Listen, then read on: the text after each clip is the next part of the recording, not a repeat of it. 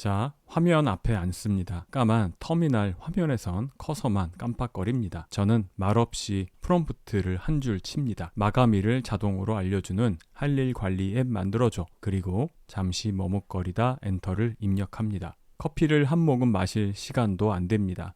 코드와 화면이 벅차게 차오릅니다. 버튼이 생기고 입력창이 생기고 어디선가 알림이 울립니다. 방금 이걸 제가 진정으로 만든 거 맞을까요? 저에게 신이라도 강림한 건 아닐까요? 손가락 하나 까딱한 게 전부인데 앱 하나가 세상에 출시되기 직전입니다. 그 순간 머릿속에서 두 목소리가 동시에 일어섭니다. 한쪽은 이럽니다. 야, 너 방금 회사 하나 차린 거야. 다른 쪽은 이렇게 말합니다. 아니, 너 회사에서 방금 잘렸어. 둘 다 제 목소리가 분명합니다. 그럼 어느 쪽이 맞을까요? 오늘의 이야기는 여기에서 시작합니다. 앤서니 아기레는 우주를 계산하던 물리학자입니다. 미래생명연구소를 공동 창립해서 지금은 대표를 맡고 있고요. 예측시장 메타큘러스도 만들었죠. 이력만 보면 누구보다 미래를 찬양할 것 같이 느껴지지 않습니까? 그런데 이 양반은 몇 해째 같은 말을 반복하고 있습니다. 지금 초지능을 만드는 건 너무 위험하니까 멈춰야 한다고요. 별을 세던 사람이 갑자기 브레이크를 밟아야 한다고 외칩니다. 뭔가 기묘하지 않습니까? 아기레의 논리는 단순합니다. AI 자체가 위험한 게 아닙니다. 세 가지를 한 몸에 몰아넣을 때 위험해지죠. 자율성, 범용성, 지능. 영어 앞글자를 따면 공교롭게도 AGI가 됩니다. 알아서 움직이고 아무 일이나 전부 해내고 사람보다 월등하게 똑똑합니다. 이 셋이 한 상자에서 만나는 순간 기계는 사람을 돕다 못해 사람이 없어도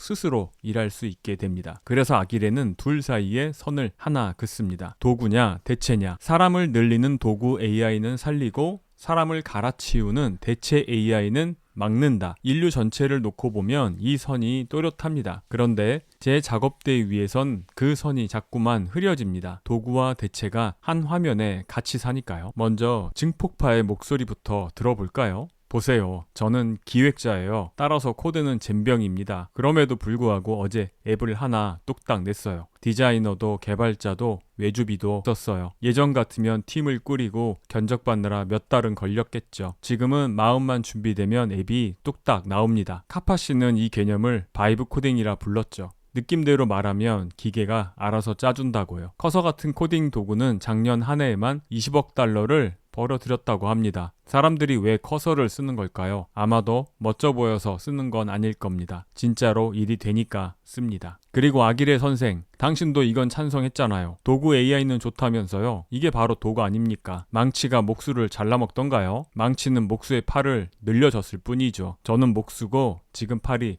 보세요. 10개로 늘어났잖아요. 직업이 사라진다고요? 천만에요. 복잡한 문제를 시스템으로 옮겨내는 일에는 여전히 사람이 필요해요. 저는 지워진 게 아니라 할 수 있는 일이 늘어났다고요. 이번엔 대체파의 목소리를 들어볼까요? 팔이 10개로 늘었다고요? 괴성하군요. 그 팔 누구 것인지 제대로 확인해 보시죠. 요즘 코딩 에이전트는 망치가 아닙니다.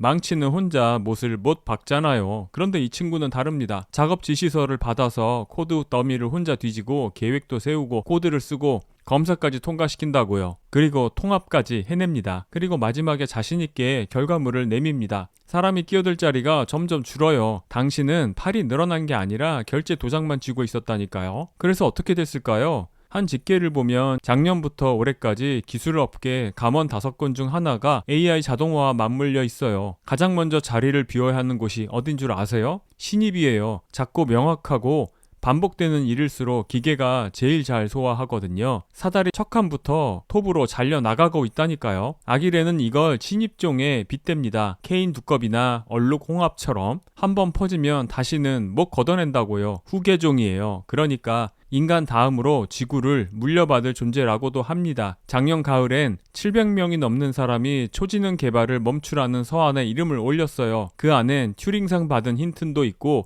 애플을 세운 위즈니악도 있고 정치판에 배넌도 있고 해리 왕자까지 있어요. 평소라면 한 식탁에 절대 앉지 않을 사람들이 한 장의 종이에 나란히 서명했어요. 그만큼 다급합니다. 아기레 말로는 결정할 시간이 한두 해밖에 안 남았답니다. 잠깐 두 사람 말을 가만 포개보면 같은 사실을 정반대로 읽고 있습니다. 생산성이 폭발한다. 증폭파는 이걸 내가 강해졌다로 읽어요. 대체파는 똑같은 말을 내가 필요 없어지는 종으로 읽습니다. 숫자는 하나인데 해석이 둘로 갈리는 거죠. 업계도 갈립니다. 한쪽에선 CNN이 아직 일자리 대재앙은 아니라고 다독이고 세일스포스 같은 회사는 일자리가 사라진다는 얘기는 부풀려졌다고 반박합니다. 다른 쪽에선 그 5 중 하나라는 숫자가 자꾸 쌓이고요. 양쪽 다 자기 증거를 손에 쥐고 흔들고 있습니다. 여기서 단골 위로가 등장합니다. 사람이 고리 안에 있으면 괜찮다고요. 영어로 휴먼 인 더 루프라고 하죠. 마지막 결정은 사람이 내립니다. 그런데 묻고 싶어져요. 그 사람은 정말 스스로 판단할까요? 아니면 기계가 다 차려놓은 밥상에 도장만 찍을까요? 그 도장을 찍을 수 있는 재주가 있는 사람은 과연 얼마나 될까요? 여러분도 한 번쯤 해봤을 겁니다. AI가 내놓은 답을 쭉 내려 읽다가 어느 순간 그냥 좋다고 귀찮아서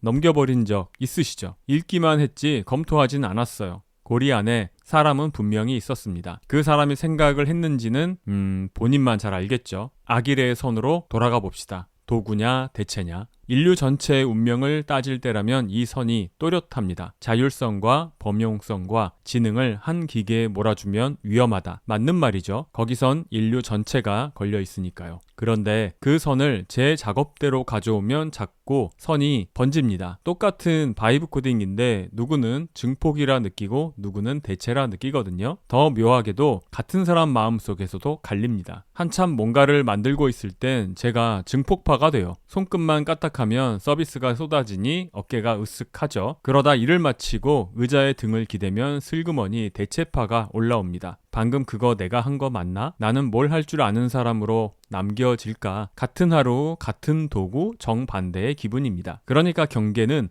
기계 안에 그어진 게 아닐지도 모릅니다. 자율성, 범용성, 지능. 아기레가 한 상자에 넣지 말라던 그 셋을 작업대 위에 저는 매일 조금씩 기계에게 넘겨주고 있습니다. 오늘은 판단을, 내일은 설계를, 모레는 왜 이렇게 짰지라는 질문 자체를 넘길 겁니다. 넘기라고 시킨 사람은 아무도 없었어요. 제 손으로 직접 넘기고 있죠. 그래서 결론이 뭐냐고요? 결론은 사실 없습니다. 김새실 겁니다. 저도 잘 압니다. 아기레가 옳은지 증폭파가 옳은지 저는 모릅니다. 어쩌면 둘 다 옳고 그래서 둘 다 절반씩 틀렸을지도 모르죠. 아침엔 이 말이 맞고 밤엔 저 말이 맞는 그런 진실도 세상엔 존재하니까요. 다만 화면을 끄기 전에 질문 하나는 두고 가고 싶습니다. 거창한 것은 절대 아닙니다. 당신은 지금 AI를 쓰고 있습니까? 아니면 AI에게 쓰이는 존재가 되고 있습니까? 대답은 당장 하지 않으셔도 됩니다. 아니, 입 바깥으로 차라리 내밀지 않는 편이 더 나을 것 같습니다. 다음에 코딩 에디터를 열고 이거 만들어줘 라고 칠 때 엔터를 누르기 직전 약 0.5초쯤 그 질문이 여러분 마음속에서 한 번만 이면 좋겠습니다. 마치 커서처럼요. 저는 가서 할 일 관리 앱이나 마저 손 봐야겠습니다. 그건 제가 아니라 AI가 손보겠군요. 아무튼 말이죠. 오늘 영상은 여기까지입니다.